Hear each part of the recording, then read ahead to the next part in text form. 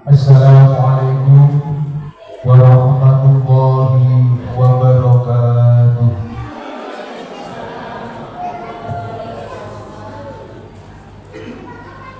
A'udzu billahi minasyaitonir rajim. Bismillahirrahmanirrahim. Alhamdulillahirabbil alamin. Wa bihi nasta'inu ala umuri dunya waddin. Asyhadu an la ilaha illallah wa asyhadu anna Muhammadan abduhu wa rasuluh. Rabbi ishrah li sadri wa yassir li amri wahlul 'uqdatam min lisani yafqahu qawli. Amma ba'du. Al-Mukarram Bapak Ustaz Firman Saleh SMPTI, yang terhormat Bapak Ketua NDNU, yang terhormat sahabat-sahabat Ansor Basar yang hadir pada malam hari ini, yang kami hormati bapak-bapak, ibu-ibu, jamaah pengajian yang dirahmati Allah Subhanahu wa ta'ala. Pertama-tama alhamdulillah, berkat hidayah, taufik dan inayahnya Allah Subhanahu wa ta'ala, kita dapat berkumpul dalam satu majelis yang barokah ini untuk ikut serta dalam acara pengajian.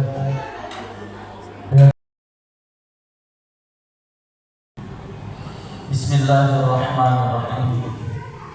Assalamualaikum warahmatullahi wabarakatuh.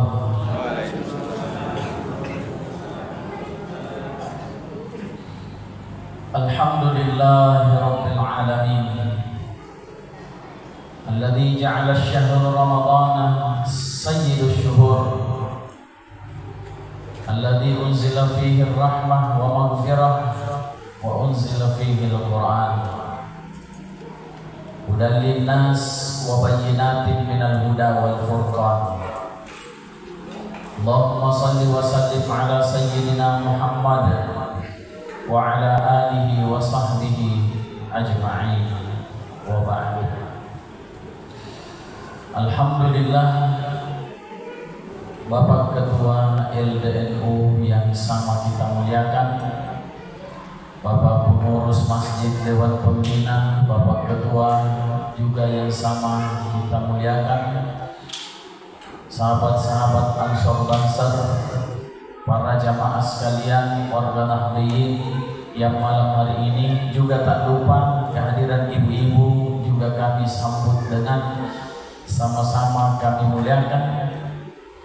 Bersyukur kehadirat Allah Subhanahu wa ta'ala dengan kesempatan yang diberikannya pada malam hari ini mengambil tema Tarhib Ramadan. Saya ingin membawa para jamaah sekalian untuk memahami apa makna sebenarnya Ramadan, supaya kita benar-benar tahu apa yang kita lakukan dan mampu melakukan apa yang kita ketahui. Saya ulangi, supaya kita benar-benar mengetahui apa yang kita lakukan dalam bulan Ramadan, sekaligus melakukan apa yang kita ketahui. Bapak Ibu yang dimuliakan oleh Allah, datang Pak Gubernur suatu waktu, datang Pak Gubernur, tidak kasih info ke satu tempat. Ada ajudannya bilang, Pak Gubernur mau datang. Kapan itu? 5 hari lagi datang. Di dalam bayangan kita, kedatangan Pak Gubernur tentu saja dengan rombongan, dengan pengawalan, ajudan dan lain-lain sebagainya. Ternyata tanpa disangka-sangka, Pak Gubernur datang pakai topi, pakai baju kaos, celana jeans, penampilan biasa saja. Kita duduk-duduk dengan santai. Beliau sudah ada di tengah-tengah kita sholat sama-sama. Tidak ada yang sambut-sambut, tidak ada yang menyambut, tidak ada yang istimewa, biasa saja. Tidak ada. Maka muncul pertanyaan,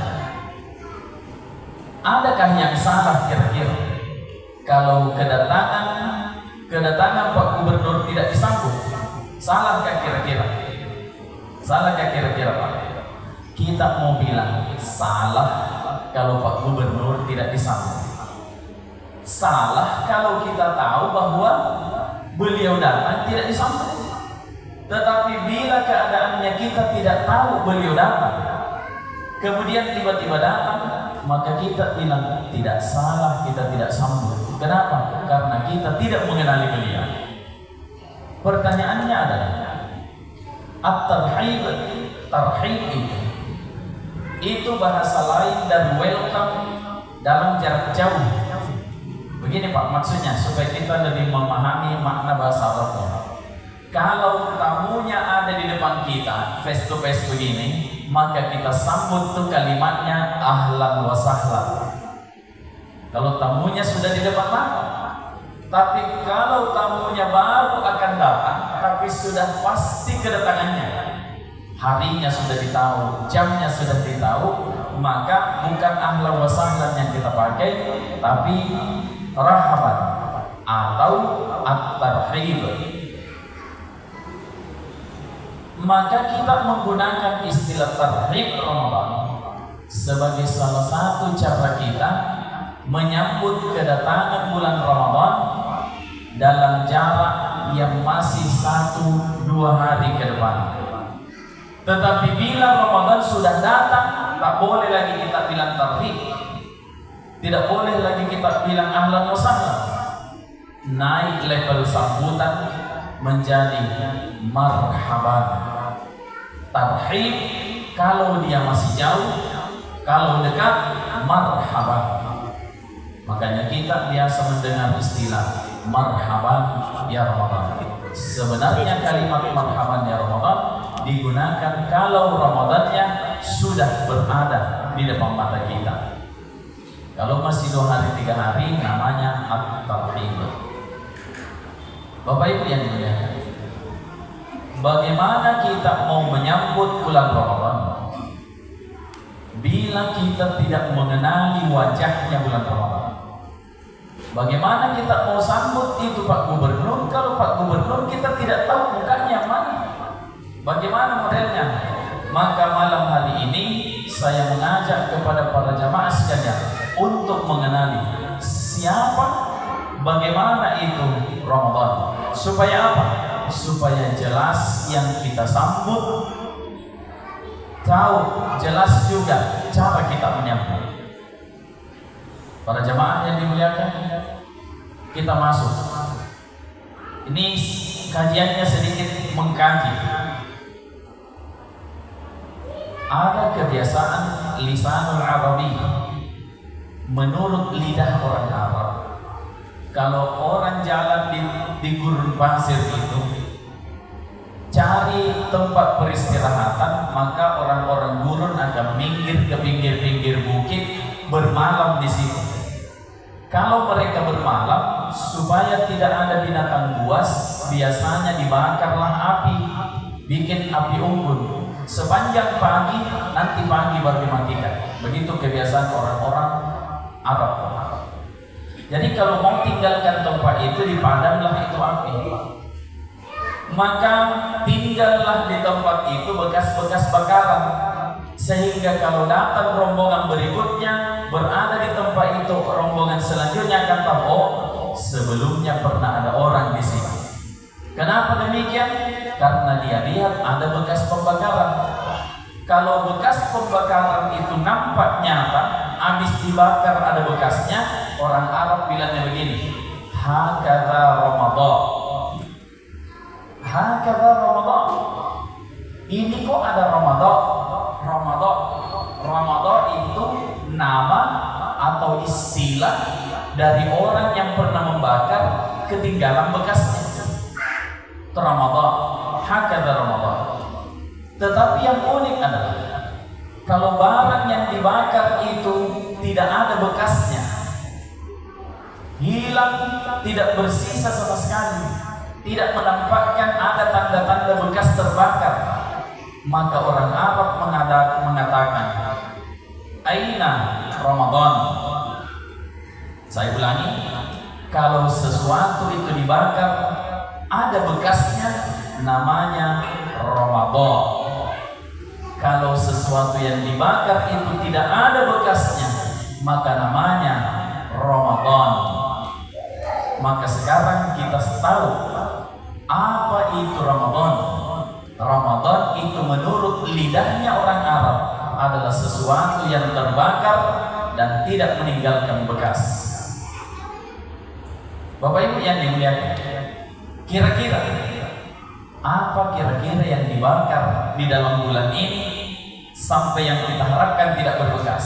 Apa kira-kira, Pak? Apa kira-kira? Dosa, kesalahan, keburukan, kekurangan-kekurangan, itu yang ingin kita bakar sampai tak bersisa. Sehingga Allah turunkan cara-cara pembakaran. Cara-caranya supaya dibakar bagaimana? Cara-caranya supaya habis tak bersisa bagaimana? Cara-caranya supaya lebih baik lagi selanjutnya bagaimana? Itulah yang ingin kita kaji supaya sesuai dengan Ramadan. Sebab bila kita bicara syariatnya, insya Allah bila panjang usia kita pasti kita bertemu bulan Ramadan. Tetapi belum tentu dalam keadaan Ramadan. Saya ulangi, Pak, supaya benar-benar dipaham. Bila panjang usia kita, insya Allah kita akan bertemu bulan Ramadan. Mau puasa tidak puasa, tetap ketemu bulan Ramadan. Mau mengaji tidak mengaji, sholat tidak sholat, terserah, pasti ketemu bulan Ramadan. Tetapi belum tentu dalam keadaan Ramadan, dalam keadaan dibakar tidak bersisa. Kalau sesuatu yang buruk itu, kotor itu dibakar, tidak ada sisanya, maka bersihlah satu tempat itu, keadaan kembali bersih. Di dalam bahasa Arab, Idul Fitri, kembali suci. Bagaimana kira-kira solusi supaya kita yang kotor ini, yang dengan segala kekurangan dan kesalahan ini memasuki bulan pembakaran sampai berproses keluar dalam keadaan yang suci? Kenapa? Nabi mewanti-wanti kita, amat sangat merugi orang-orang yang ketemu bulan Ramadan tetapi dosanya tidak diampuni. Amat sangat merugi bila orang 30 hari ketemu Ramadan dengan puasanya, dengan zakatnya, dengan ibadah-ibadahnya, tapi dosanya tidak diampuni. Amat sangat merugi. Maka para jamaah sekalian yang kami muliakan, kalau ada penumpang berdiri di stasiun menunggu kereta datang, penumpang itu akan gembira ketika melihat kepala kereta atau ketika melihat gerbong kereta. Mana, Pak? Kita gembira tuh kalau kepalanya kereta sudah kelihatan atau tunggu gerbongnya kelihatan? Kepalanya kelihatan. Itulah mengapa Allah meletakkan Ramadan itu ibarat kepalanya itu kereta. Apa istilahnya? Lokomotifnya menggandeng 11 gerbong. Ya, bulan Ramadan itu, Pak, begini supaya Bapak Ibu tidak salah paham. Sering kita anggap bulan Ramadan itu bulan di tengah-tengah. Begini nih, contohnya nih, begini.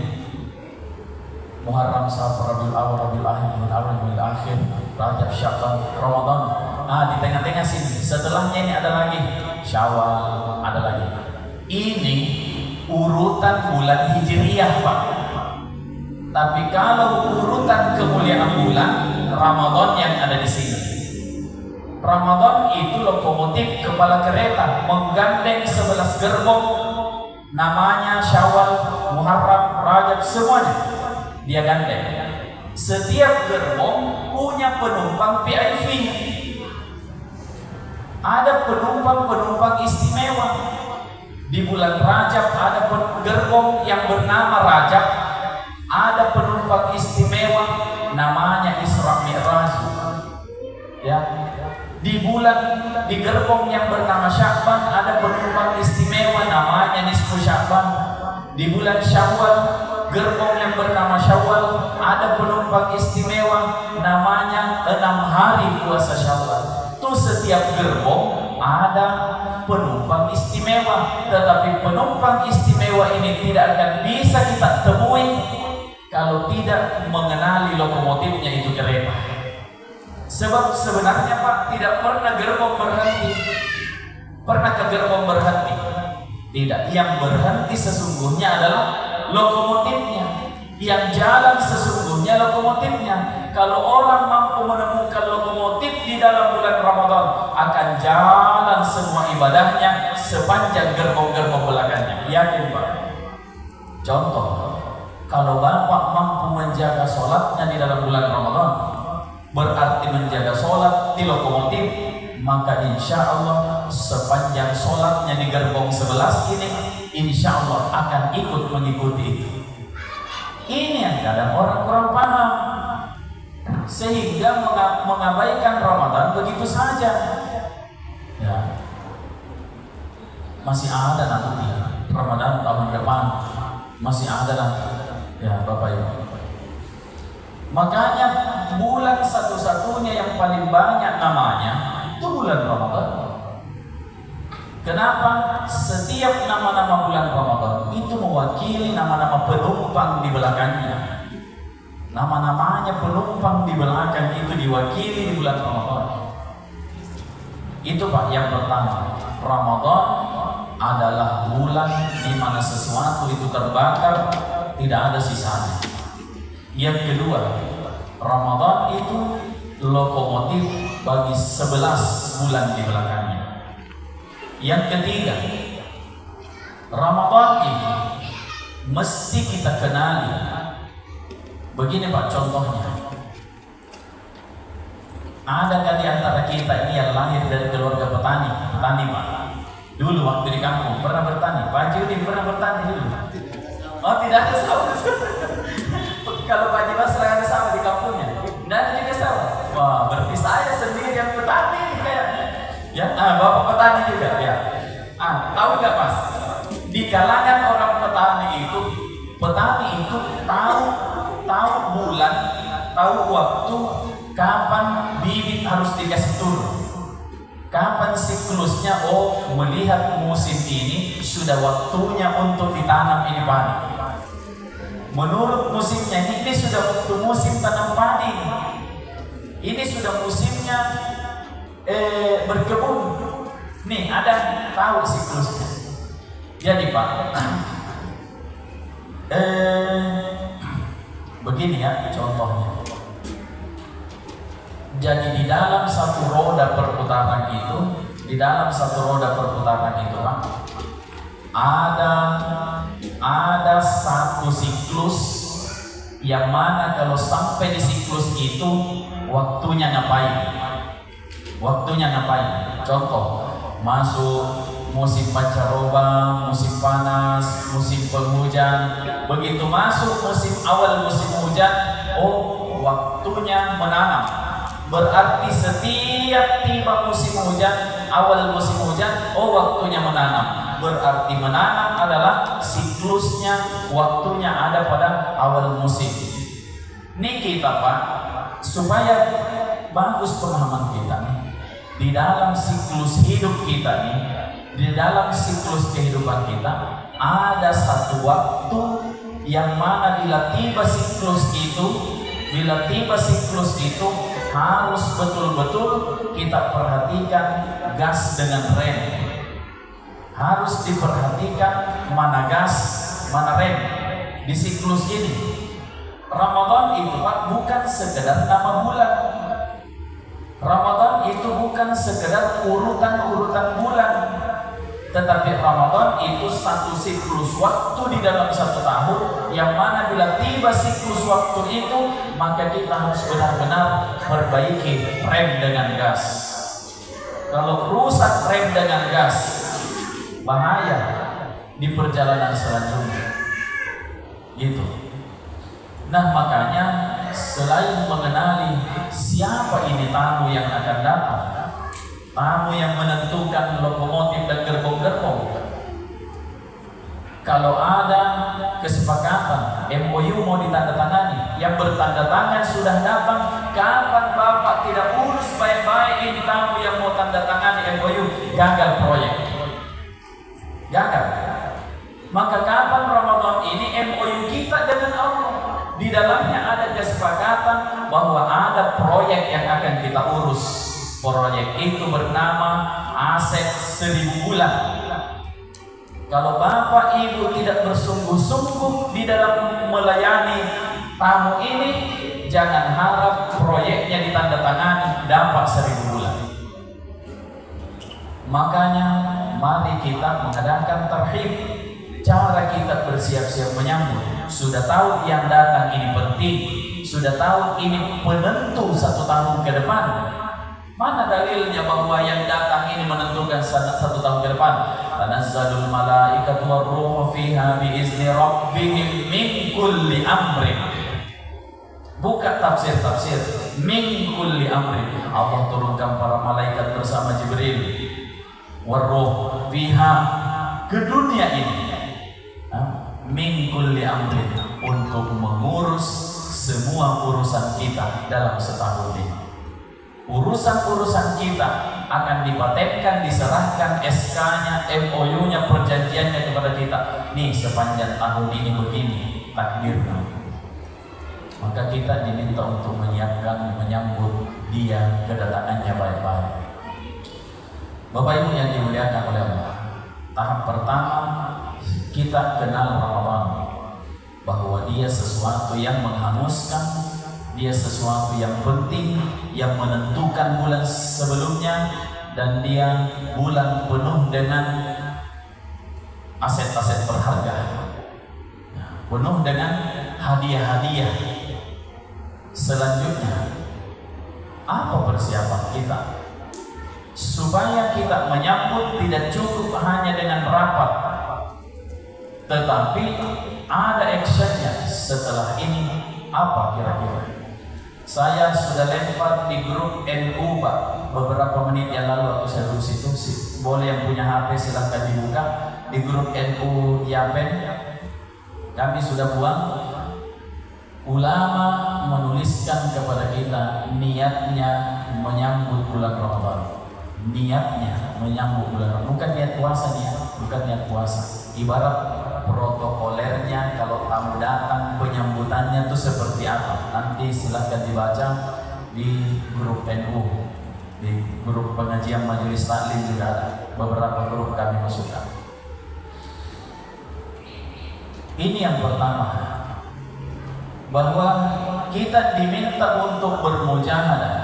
Ternyata selama ini Pak, kesalahan terbesar seseorang bertemu Ramadan karena mengenali Ramadan sebagai bulan puasa, maka yang dia siapkan hanya ini Pak, nih, hanya ini Pak, 2 ini. Karena bulan Ramadan bulan puasa, berarti cukup tahan ini dengan ini. Yang berjuang hanya ini dengan ini. Cara ini berjuang tahan haus, cara ini berjuang tahan lapar, selesai. Juga yang satu yang di bawah. Hanya itu saja. Pertanyaannya, untuk itukah Ramadan didatangkan? Hanya untuk ini dan ini kah Ramadan didatangkan?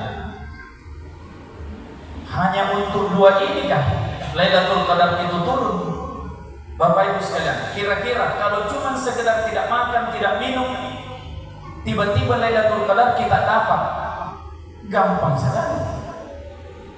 Ada makna tersendiri, Pak. Begini analoginya. Bapak kalau mau makan cuci tangan ke tidak? Waktu Bapak cuci tangan baca doa ke tidak? Berniat ke tidak waktu Bapak cuci tangan? Berniat Pak? Waktu Bapak cuci tangan biasa? Tidak. Waktu Bapak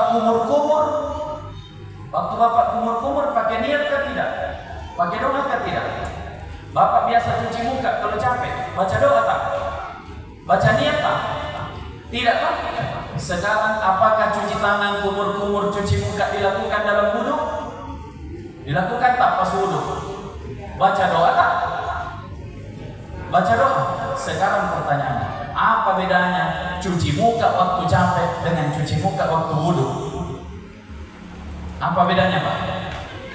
Kenapa waktu wudu kita mesti baca doa? Kenapa waktu wudu kita mesti niat? Padahal sehari-hari kita lakukan tidak perlu wudu, tidak perlu niat, tidak perlu doa. Inilah gambarannya. Kita sudah biasa lapar Pak, sudah biasa haus. Tetapi apa bedanya lapar kita di bulan Ramadan dan haus kita di bulan Ramadan? Ini harus kita tahu. Ya. Kenapa Rasulullah SAW itu di dalam sirahnya dikatakan begini, Nabi Muhammad itu tidak pernah mencela makanan. Kenapa Nabi tidak pernah mencela makanan? Karena Nabi sering melaparkan dirinya. Orang kalau sudah lapar ketemu makanan tidak enak pun akan enak, kurang nikmat pun akan terasa nikmat bila dimakan oleh orang lapar. Kenapa sekarang suami bilang, kenapa tidak enak ini masakanmu Mak? Sama istrinya bilang kurang enak rasanya. Kenapa kurang enak makanan istri? Sebab 15 menit yang lalu sudah makan di tempat acara, baru pulang ke rumah, baru sudah kenyang, istri baru masak, maka kurang nikmatlah masakan istri karena perut tidak dalam keadaan kenyang. Mengerti Pak? Maka kenapa nikmat Allah selama ini itu kurang syukur? Karena kita lagi kenyang, perut lagi kenyang, tidak ditahan-tahan. Mau makan, mau minum, mau berhubungan, mau ngapain silahkan. Dalam keadaan tidak ada larangan, maka berkurang kenikmatan Pak. Tetapi kalau sudah ada larangan, Pak, Bapak Ibu saudara, saya mau menggugah kita semuanya. Orang berpuasa, lihat ini nikmat atau tidak Pak? Pemirsa, karena lagi YouTube. Halo pemirsa, kalau lagi puasa ketemu air putih, nikmat ke tidak? Nikmat. Waktu tidak puasa Bapak ke kafe, pesan air putih apa kopi? Coba, kenapa air putih menjadi tidak nikmat di kafe? Karena tidak dalam keadaan haus, tidak dalam keadaan lapar. Ya, dalam keadaan haus, nikmat kecil akan terasa besar Pak.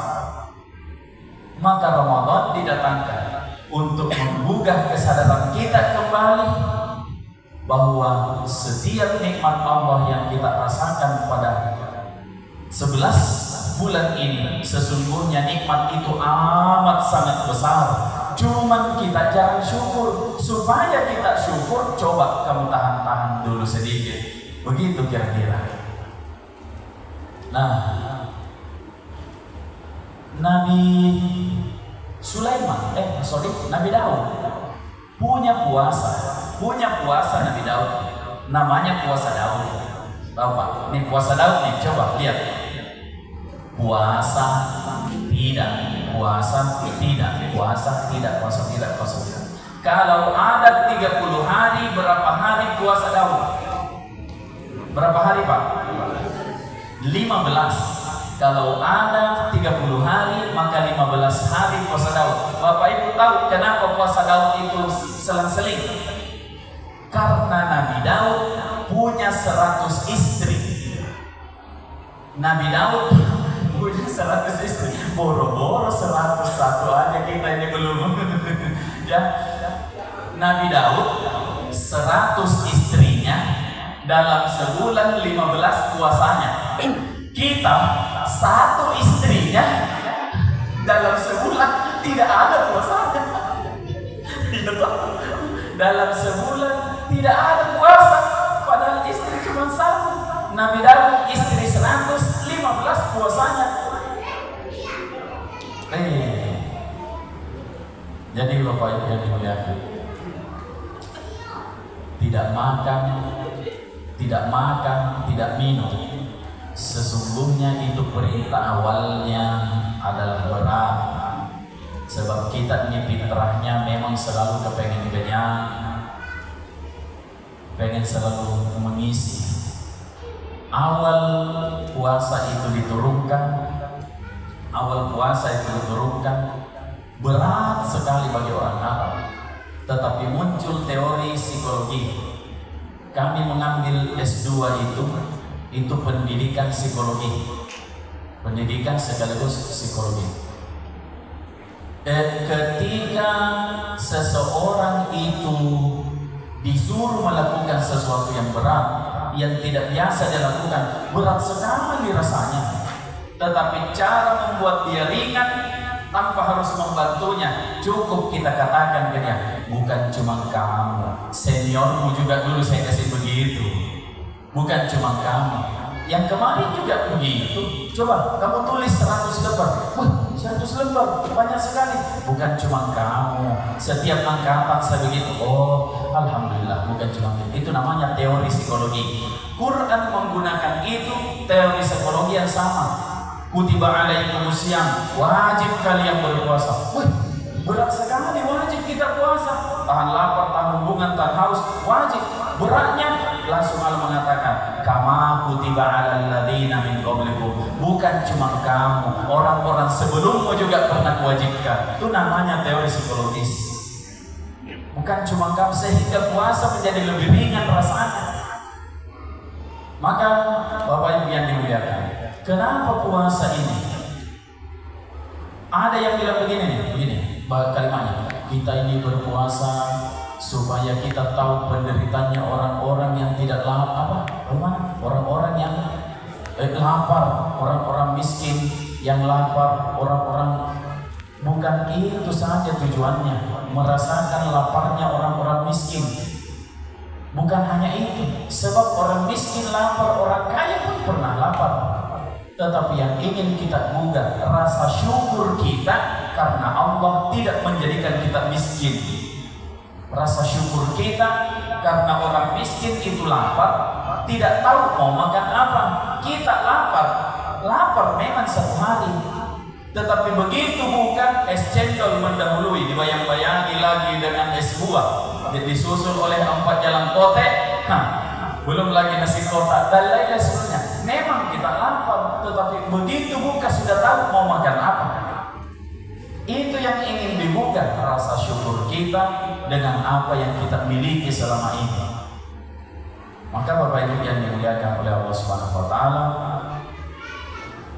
belum lagi kita diminta supaya Ramadan ini benar, bagus value-nya, bagus nilainya, berharga ini kita punya Ramadan, pakai ilmunya.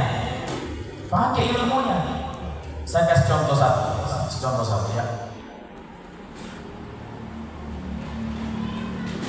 Ini anggaplah benda-benda ini. Nah, ini contoh satu. Ini supaya mengerti ilmunya. Ada dari Bapak Ibu punya jari, kukunya panjang. Ada. Begitu tiba-tiba lagi puasa nih gatal. Gatal sekali dia punya kuping. Masuklah tangannya. Sampai begini-begini. Enak sekali. Sedalam-dalamnya jari kita masuk, tetap sah puasanya. Ya, tetap sah puasanya. Jari masuk. Karena jari bagian dari diri kita. Tetapi begitu jari digantikan dengan alat yang dikasih masuk, batal puasanya. Kenapa batal? Karena bukan bagian dari kita. Bisa dimengerti Pak? Ya. Kalau yang mengeluarkan ini sah puasanya, lanjut. Tapi kalau ini diganti dengan alat, kat tembak, korek-korek, batal puasa. Kalau tidak mengerti, tidak tahu, tidak belajar, kasihanlah kita. Ya. Bila sesuatu itu dipakai oleh kita, menjadi alat bagi kita, maka dia bisa membatalkan kita punya ibadah. Bila bukan bagian dari kita, tetapi alat yang kita gunakan, batal. Contoh begini, Pak. Ini songkok alat, ini songkok ini alat. Cuman alat ini lagi kita pakai. Alat ini lagi kita pakai. Begitu sujud, ini menghalangi jabah, menghalangi jidat kita nih. Mana? Paling tidak 2 jari kita di atasnya alis, paling tidak 2 jari di atas alis. Ini kan kita pakai sendiri, tapi gara-gara alat ini yang melekat pada badan kita, tidak sahlah kita punya sujud. Kenapa? Dia menghalangi kita dengan alat yang kita pakai sendiri. Contoh lagi, ini biasa saya lihat. Saya bisa dulu.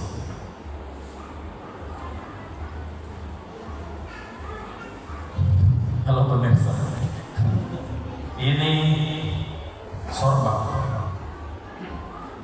Yang lakukan ini biasa ustaz-ustaz dengan bapak-bapak yang biasa sholat pakai sorban.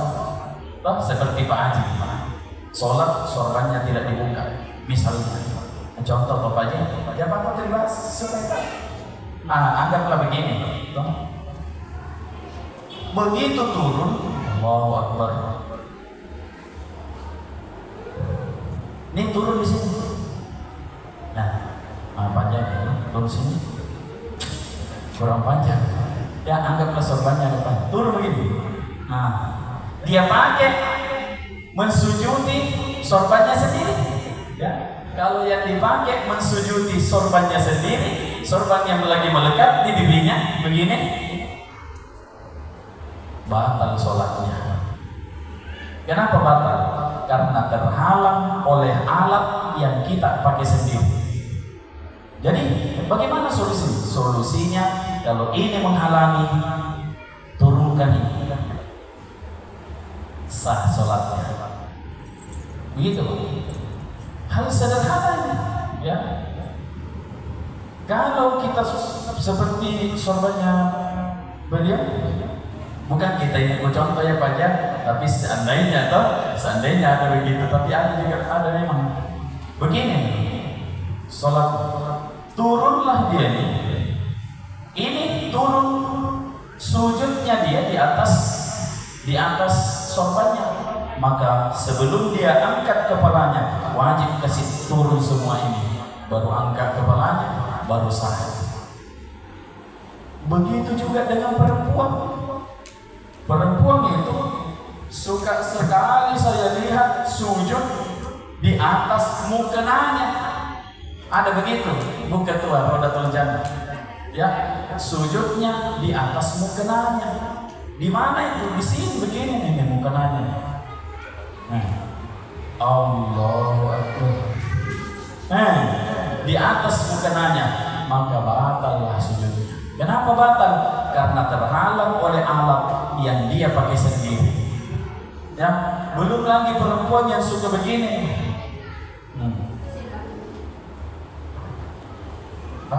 Bisa pindah dulu Pak, supaya mantap. Tidak apa-apa. Penutupan juga pengajian nanti bulan depan lagi. Wanita. Wah, tidak ikhlas juga. Ya, ini ada ibu-ibu nih. Kalau dia sholat itu suka begini. Allahu Akbar. Pernah lihat Pak? Batal sholatnya. Kenapa batal? Tidak ketemu tangan kiri dengan kanannya. dianggap tidak bersedekah. Kenapa tidak bersedekah? Karena tidak bertemu kiri dengan kanannya. Ya. Terus bagaimana? Kasih begini. Allah. Begini sedekahnya perempuan. Ya. Jadi ajari anak Pak. Anaknya, istrinya ajari. Kalau masih lihat istri itu sholat masih begini, Allahu Akbar. Masih begini nih, kasih turun. Boleh ditarik ke kanan, tarik ke kanan. Supaya tidak ada lagi wajib begini, terhalang oleh yang kita pakai sendiri, batal. Jadi begini, ya, bukan begini. Apalagi begini. Baik, di sini dulu Pak ya. Ini yang saya maksud. Jadi karena kurangnya ilmu sehingga puasa kita tidak bernilai besar karena kita tidak tahu aturannya. Contoh Pak ya, ada contoh lagi. Contoh. Nih, mana yang sunnah, mana yang makruh? Ini sunnah.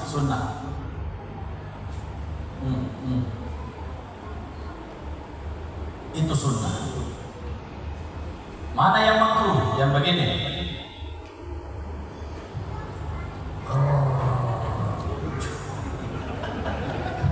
Ada begitu toh Pak? Kalau pertama buka begitu toh, sebelum minum dia begini tuh. Nggak boleh. Istiqrar begitu tak boleh.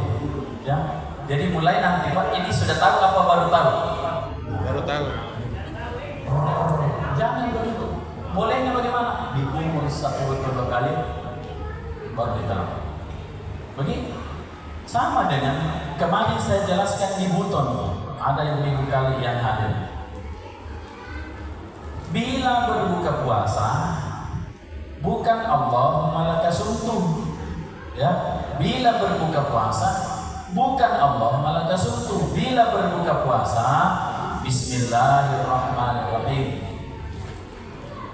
Sudah basah, Allahumma laka sumtu. Begitu. Coba baca artinya Pak. Allahumma laka sumtu. Untukmu aku berpuasa. Wa bika amantu, kepadamu aku beriman. Wa ala rizqika aftartu, atas rezekimu aku berbuka. Zahabat dhama, ya, telah hilang dahaga. Telah hilang Pak dahaga kalau sudah minum. Telah hilang. Wa batallatil uruq, urat-urat telah basah, kerongkongan telah basah. Telah basah tidak kerongkongan? Telah basah. Tetapi coba begini. Allahumma laka sumtu bika amantu wa ala rizqika aftartu zahabat dhama wa batallatil uruq wa thabatal ajru insyaallah ta'ala. Salah. Kenapa? Zahabat dhama, telah hilang dahaga. Dahaga mana yang hilang? Yang belum minum. Ya tak? Kerongkongan telah basah. Kan kita belum minum. Itu ilmu kecil. Jadi apa doanya buka puasa Pak? Doa sebelum berbuka puasa. Bismillahirrahmanirrahim. Kapan dibaca Allahumma laka sumtu? Kalau sudah dianggap batal kita punya puasa. Begitu. Ibu-ibu ketemu tamu lagi puasa, datang tamu. Tamunya datang 10 menit sebelum berbuka. Kira-kira langsung buka apa tunggu dulu? Sudah batal. Lebih baik daripada tunggu-tunggu, langsung minum. Ya, boleh tak? Ya boleh. Bila datang tamu sebelum maghrib, boleh langsung minum? Boleh, karena sudah batal. Tetapi demi memuliakan bulan Ramadan, tunggulah sejenak sampai berbuka. Bagi yang batalnya menjelang maghrib.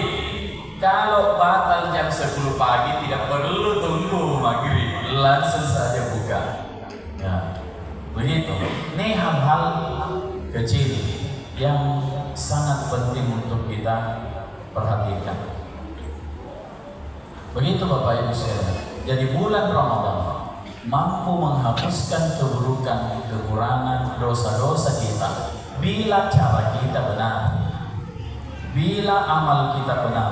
Jadi saya mengajak kepada Bapak Ibu sekalian, selain yang berniat adalah hati kita supaya kita menahan haus dan dahaga, saya mengajak pada para jamaah, mari kita berniat supaya sebelum masuk bulan puasa kita berniat untuk menahan, bermujahadah juga pada mata, telinga, mulut, tangan, kaki, dan seluruh anggota badan kita. Makanya saya niat berpuasa besok. Saya niat berpuasa besok fardu karena Allah. Niatnya kalimat saya itu adalah seluruh anggota badan saya.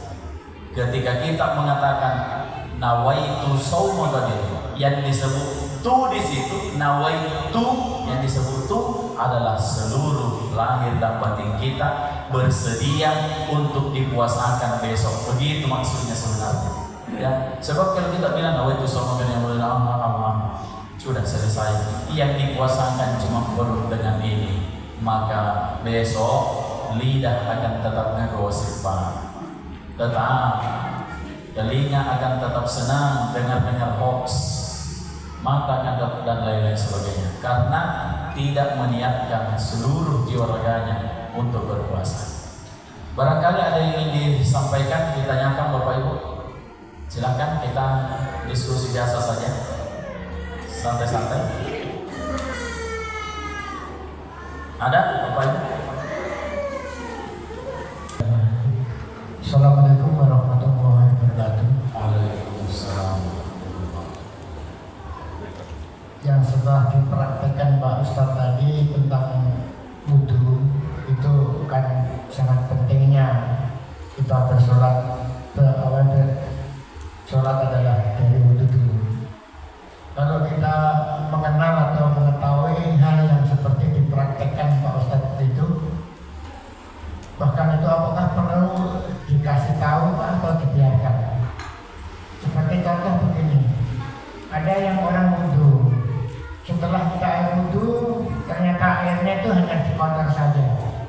Jadi Airnya hanya ini air keran saja kan? oh, disiram-siram. Disiram saja, kan tidak basah. Menurut dia itu ya begitu. Secara tak lihat itu sudah berkali-kali, tapi saking tidak enaknya pikiran saya, kan harus bersentuhan kepada tangan tadi.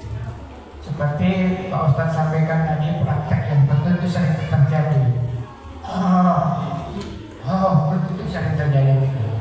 Pertanyaan saya, apakah kita melihat seperti begitu itu, apakah patut kita sampaikan atau kita biarkan? Kalau kita biarkan ya mungkin begitu saja. Terima kasih Pak. Baik, kalanya harus pakai kaulan karimah, ada kalanya kaulan layyina, ada kalanya kaulan syadida. Banyak caranya. Artinya cari cara-cara mengajari orang tanpa merendahkan atau membuat dia merasa malu. Bila dirasa itu orang siram-siram, Pak, itu orang hanya siram. Bila kakinya sampai mata kaki basah semua dengan siramannya, itu berarti sudah sah, cuman tidak sempurna. Karena sempurnanya adalah dari kaki sampai ke mata kaki, bukan siram tetapi cuci atau mengusap dari bawah sampai ke atas.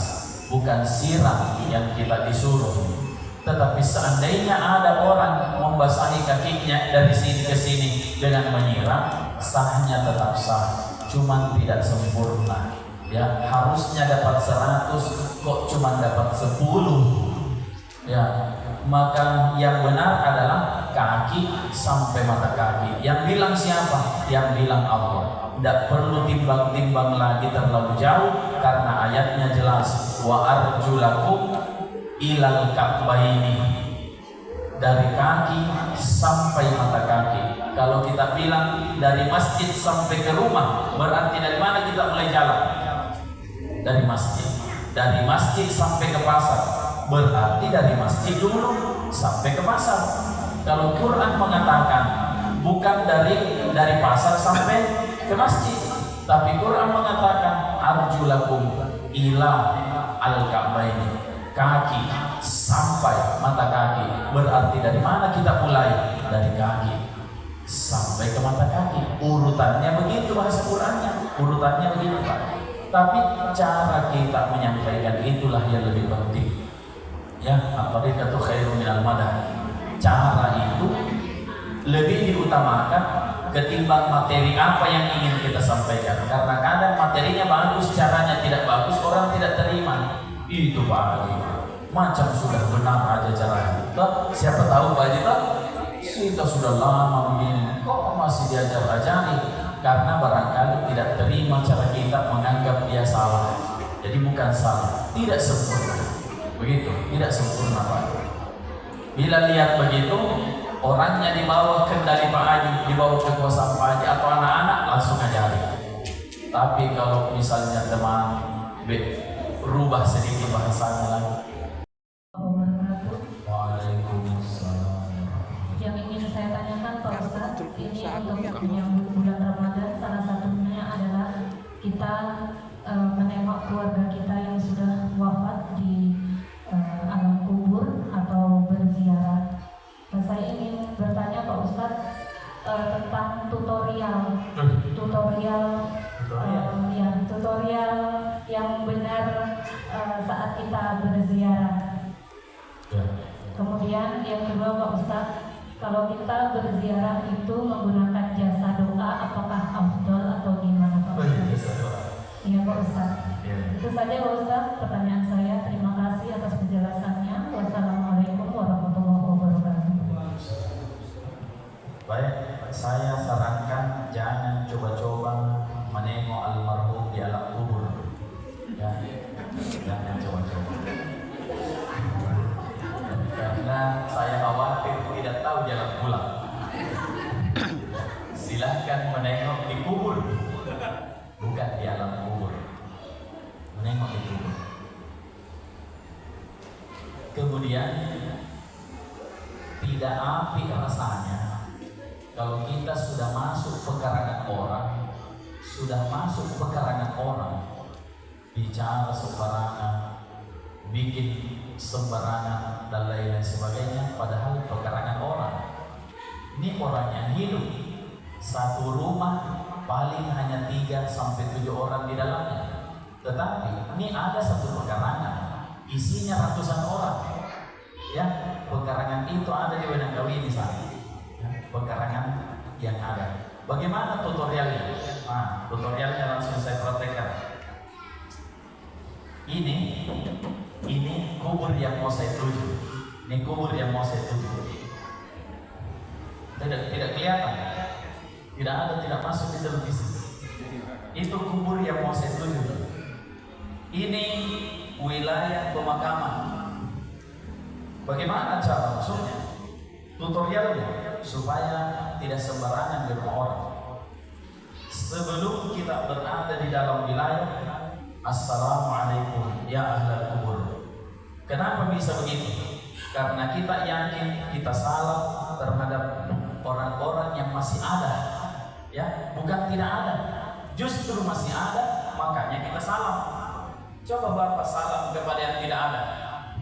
Ya, justru kita salam karena kita yakin mereka ada. Jadi sebelum kita masuk kepada Assalamualaikum ya ahlal kubur, masuklah kita dengan membaca La ilaha illallah wahdahu la syarika lahu lahul mulku wa lahul hamdu yuhyi wa yumiitu wa huwa ala kulli syai'in qadir. La ilaha illallah wahdahu la syarika lahu lahul mulku wa lahul hamdu yuhyi wa ala kulli syai'in qadir. Dibaca berulang-ulang terus sampai tiba di tujuan kubur yang dituju. Selama ini kan kita begini, bagaimana tadi itu? Sudah mana? Toh begitu toh kita di atas, mana lagi kita bercanda-canda, belum lagi kita ketawa-ketawa, ya kan? Begitu. Jadi adabnya begitu masuk kita ya kubur, la ilaha illallah wahdahu la syarika lahu lahul mulku wa huwa ala kulli syai'in qadir. Tibalah di kubur yang dituju. Diucapkan lagi salam kepada tuan rumah. Assalamualaikum dara qaumil mu'minin.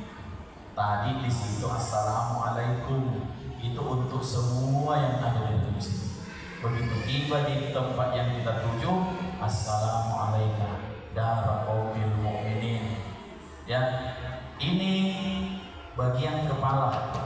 Ini bagian kepala. Saya geser-geser supaya ibu lihat ya.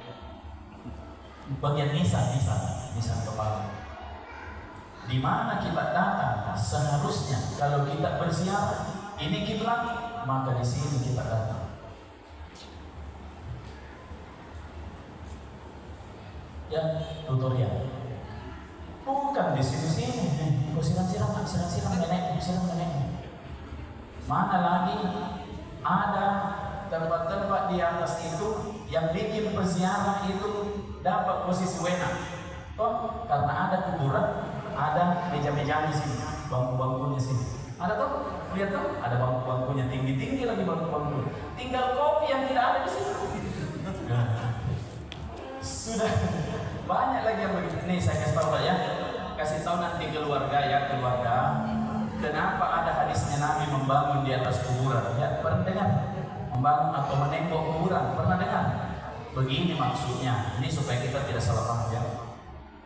Ini tuh pusara, tanah yang kalau sudah dikuburkan ada tanah cembung itu. Ini setinggi ini di tanahnya, yang kita taburi bunga itu setinggi ini. Kalau pusaranya setinggi ini, maka temboknya itu afdolnya hanya setinggi ini. Hanya setinggi ini. Bukan pusaranya segini, temboknya segini. Belum lagi ada bagian kepala yang ada papan namanya, itu begini modelnya. Jadi yang dilarang sesungguhnya, kasih tahu keluarga, kasih tahu untuk menembok itu sebenarnya afdalnya hanya setinggi ketika pusaranya dulu dibangun. Ya, jangan temboknya tuh tinggi-tinggi lagi. Kenapa jangan tinggi-tinggi? Karena tuh kena nanti hadisnya Nabi membangun di atas kuburan. Ya, mana lagi ada juga di atas yang sudahlah ini kuburannya, temboknya tinggi, dikasih lagi rumah-rumah begini. Tuh, ada atap-atapnya begini. Jangan diatapi. Kenapa jangan diatapi? Lihat kitab Akhbarul Akhir. Salah satu rahmat Allah yang diberikan kepada orang meninggal apabila kuburnya dijatuhi air hujan, ditumbuhi tanaman. Saya ulangi Pak, salah satu rahmat Allah kepada si penghuni kubur, bila kuburnya dijatuhi hujan, ditumbuhi tanaman. Bahkan jadi sunnahnya Rasulullah menanam pohon di atas kuburan. Tanam apa pohon-pohonan di atas kuburan itu sunnah itu. Jadi begitu sampai duduklah kita di bagian kepala si kuburan. Selesai assalamualaikum warahmatullahi wabarakatuh. Terus apa yang dilakukan? Mendahulukan air baru doa.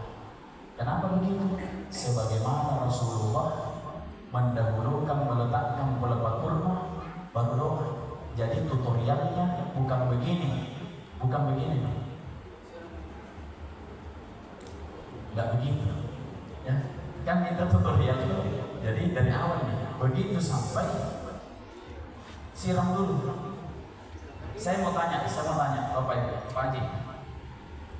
Apakah air aqua ini manfaat untuk orang dikubur? Air aqua manfaat nggak? Tidak manfaat. Jauh lebih manfaat kalau kita yang minum. Apa yang manfaat? Kenapa dia disiram? Yang manfaat adalah Bismillahirrahmanirrahim. Inna a'tainakal kautsar fasholli li rabbika wanhar inna syani'aka huwal abtar. Begitu cara siram kuburan. Bukan siram. Disiram. Begitu saja seperti siram bunga. Tidak begitu. Kira-kira tutorial lengkap seperti ini dibacakan inna a'tainakal kautsar. Mau tidak nanti kalau Pak Haji yang meninggal? Mau tak? Apa hanya sekedar disiram-siram? Inna a'tainakal kautsar fasholli li rabbika wanhar inna syani'aka huwal abtar. Kalau ibu siram 3 kali berarti 3 kali inna a'tainak. Selesai disiram, tabur. Mana yang boleh didahulukan? Boleh bunga, boleh air atau bunga. Ya, tidak ada aturan di situ. Taburi bunga. Kenapa mesti ditaburi bunga. Apa hubungannya bunga dengan orang mati? Tidak ada hubungannya. Tidak ada hubungannya. Tetapi ada manfaatnya. Siapa yang bilang ada manfaatnya? Rasulullah ketika mengambil pelepah kurma yang basah, lalu beliau mengatakan, selama pelepah kurma ini masih basah, selama itu pula diringankan urusannya ini almarhum di dalam kuburnya. Selama masih basah, kita tidak punya pelepah kurma, ya, maka banyak orang pakai daun pandan, karena daun pandan itu ada harum-harumnya. Ada juga tempat tidak ada daun pandan, maka kita cari daun yang ada harum-harumnya. Jarang ada daun harum-harum, rata-rata daun busuk, bau. Maka kita cari bunganya. Lahirlah tradisi pakai bunga. Selesai dibuat bunga, disiram tinam. Selesai disiram, barulah kita doakan. Sebagaimana ada kita membelakan orang, begini contohnya.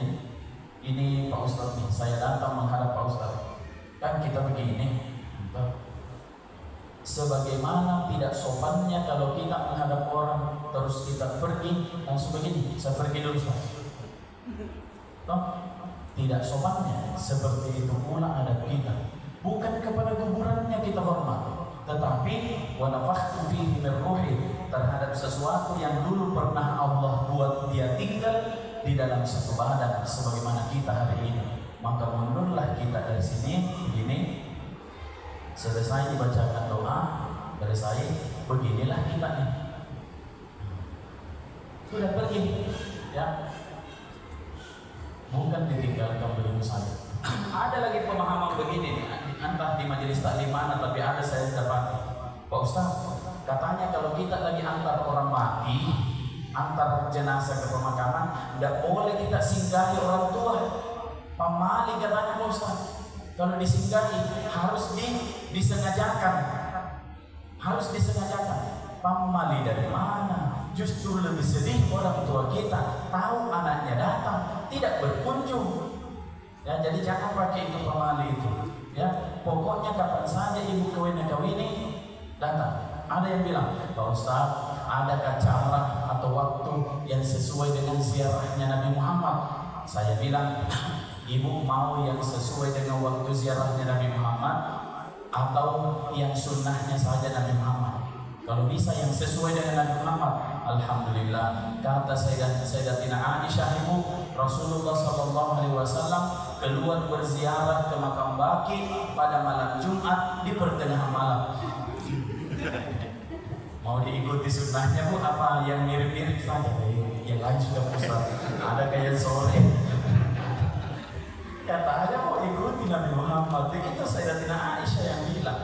Ya, jadi begitu tutorialnya. Begitu kita tinggalkan ini, ditinggalkanlah Nabi dengan la ilaha illallah wa la syarika. Tetapi mohon diingat, selain dari mendoakan kita punya keluarga, jangan lupa doa Allahumma ghfir lil mu'minina wal mu'minat wal muslimina wal muslimat, supaya semua yang ada di sini juga kena doa-doa daripada kita.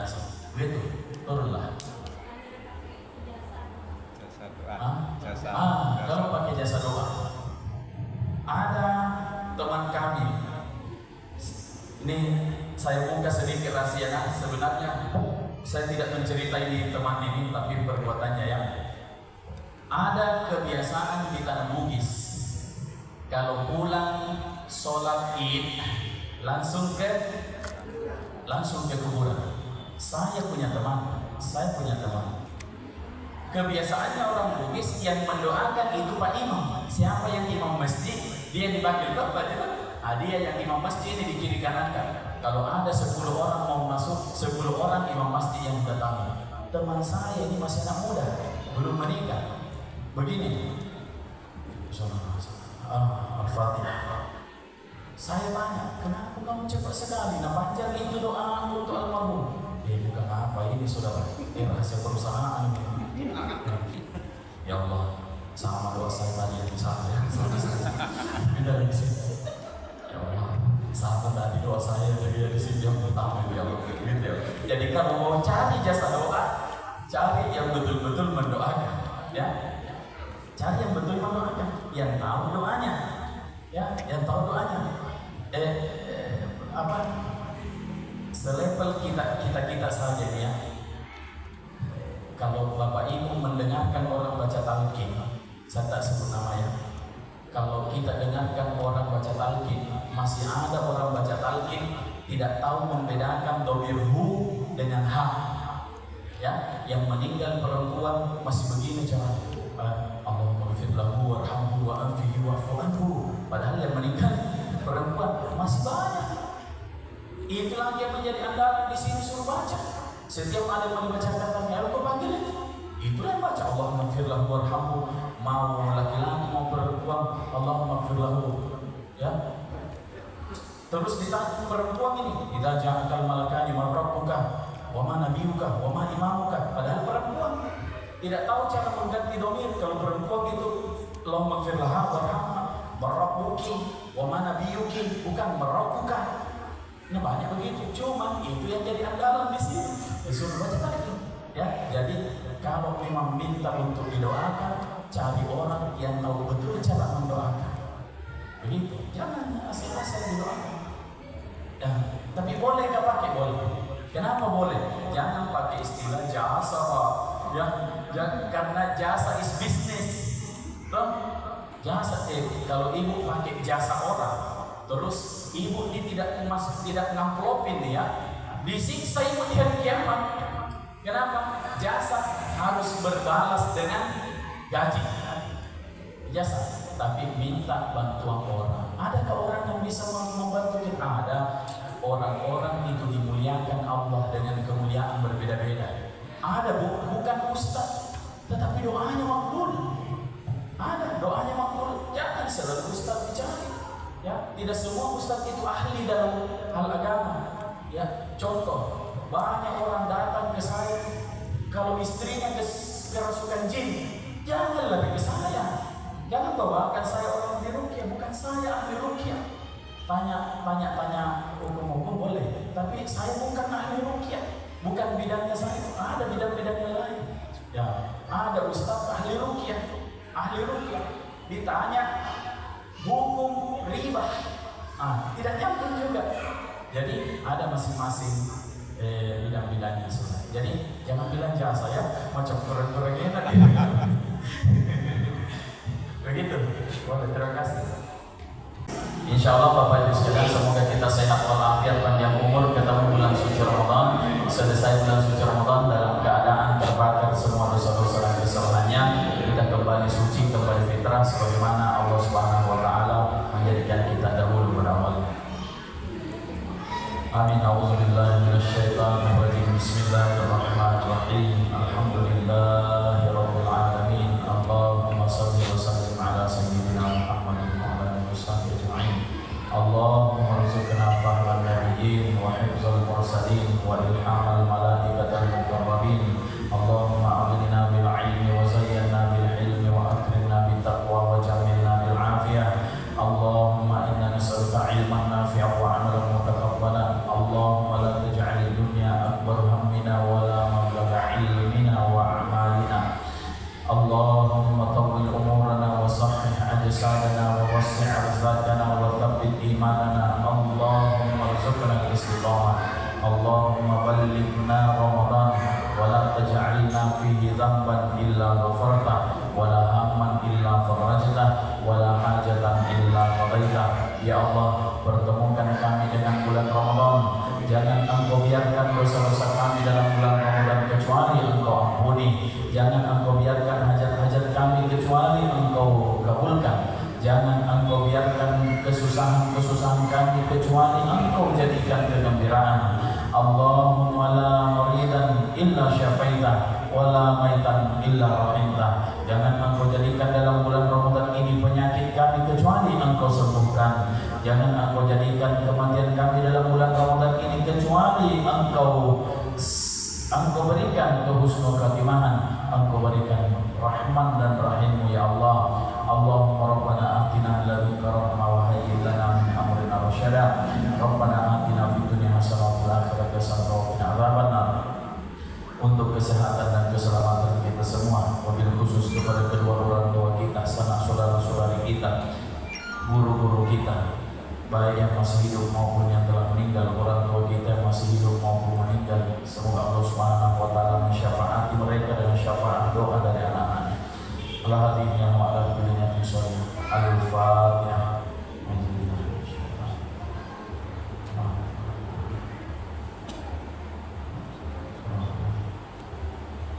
Alhamdulillah. Bapak-bapak, ibu-ibu yang kami hormati, untuk sementara ini pengajian Riyadhus Shalihin yang diadakan oleh NGO Lembaga Dakwah Nurul Amal Kabupaten Kementerian diberikan setelah diberikan, insya Allah nanti akan dimulai sehabis